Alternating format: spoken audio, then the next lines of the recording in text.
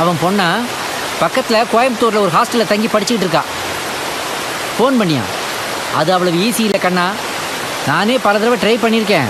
ஃபோனில் என் வாய்ஸை கேட்ட உடனே கட் பண்ணிட்டு போயிடுவா. அப்போ வாங்க போவோம், வேணு பிரியாணியை தாக்குறோம், பொண்ணை தூக்குறோம். உனக்கு வேணு பிரியாணி வேணுன்றதுக்காகலாம் என் கூட கோயம்புத்தூர் வராதா சார்? இந்த லெக் பீஸ்க்கு ரிஸ்கே புரியலடா. அது லேடிஸ் காலேஜ், லேடிஸ் ஹாஸ்டல். நாம 3 பேரும் போனால் விளங்கிரும். இவனால் கூப்பிடவே முடியாது. நான் கூப்பிட்டா வரவே மாட்டா. ஆமாம். நீ எல்லாம் கூப்பிட்டு ஒரு பொண்ணு வந்தான்னா அவ பொண்ணே கிடையாது. அவன் என் கையை பிடிச்சி கடைசி ஆசைன்னு அழுகாண்டா. அவனுக்கு ஏதாவது பண்ணணும்டா. இந்த நேரத்தில் பாத்ரூம் வருதுங்க பாரு.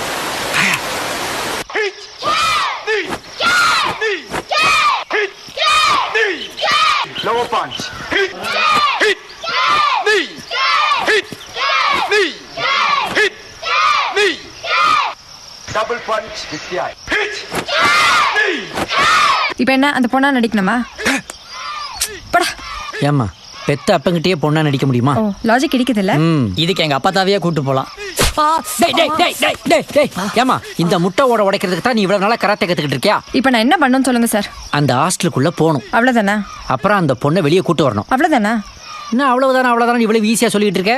அந்த பொண்ணை மட்டும் கூட்டு வா, மத்ததெல்லாம் நான் பாத்துக்கிறேன்.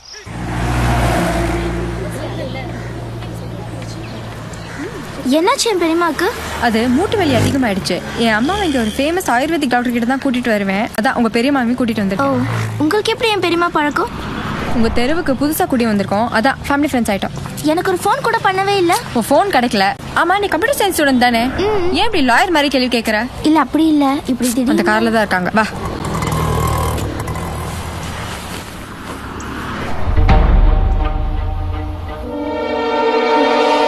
என்ன அங்கிள் இதெல்லாம்? உங்க அப்பாவுக்கு ரொம்ப சீரியஸா இருக்குதுமா.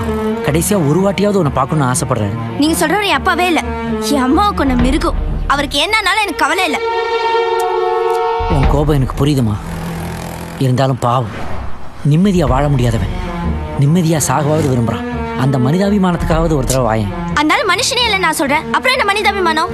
இதோ பாருங்க அங்கிள், எனக்கு அவரை பார்க்கறது விருப்பம் இல்ல. தயவு செஞ்சு என்ன தொந்தரவு பண்ணாதீங்க. இருமா இந்த ஒரு வாட்டியாவது கொஞ்சம் இறக்கப்பட்டு வாயம்மா. நோ. ஏய் என்ன ஊரா பண்ற? வா வெளியில. ஏய் கைய விடுங்க. சத்யா என்ன பண்ற? விடுங்க சொல்றேன். நான் போகணும். நான் வர மாட்டேன் சொல்றேன். எற வண்டியா. இப்போ நீங்க கார் நிறுத்துறீங்களா இல்ல நான் போலீஸ்க்கு ஃபோன் பண்ணவா? இப்போ நீ பேசாம வரியா இல்ல கைய உடைக்கவா? கொஞ்சம் பேசாம வாமா. ஐயோ பேசி கூட்டுவான்னா இப்படி பேக்கப் பண்ணி கூட்டு வரியம்மா. போலீஸ் கேஸ்னு ஏதாவது ஆயிடுமோன்னு பயமா இருக்குது. சார் அப்பா பக்கம் தானே பொண்ணு கூட்டு போறோம். இதுல என்ன சார் கேஸ்? என்னம்மா இப்படி சொல்ற? கிட்னாப் கேஸ்மா, செக்ஷன் 364A. சார் இதை கேப்டன் படத்தை பார்த்தாலும் அடிச்சு விடுறீங்க. போடா டவுட்டுக்கு பிறந்தவரே.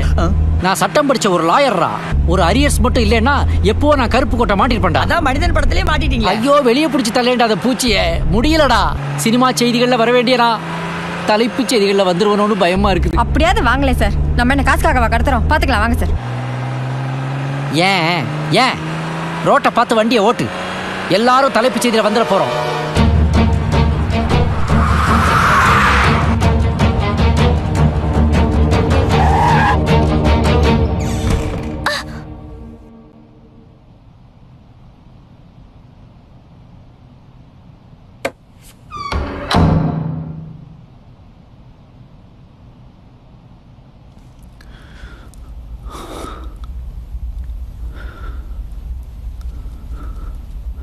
கண்ணம்மா,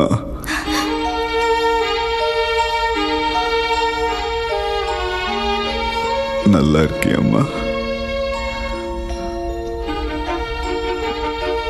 நல்லா படிக்கிறியா?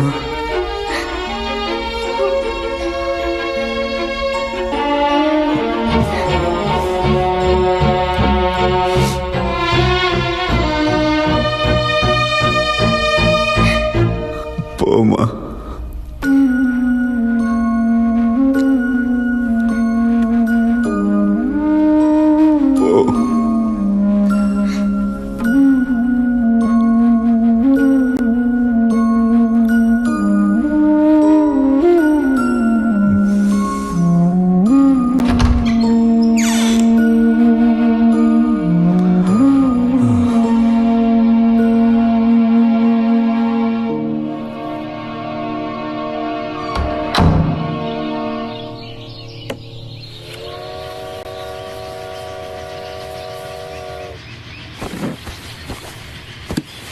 சாரி அங்கிள், நான் உங்ககிட்ட கொஞ்சம் ரூடாக பேசிட்டேன்.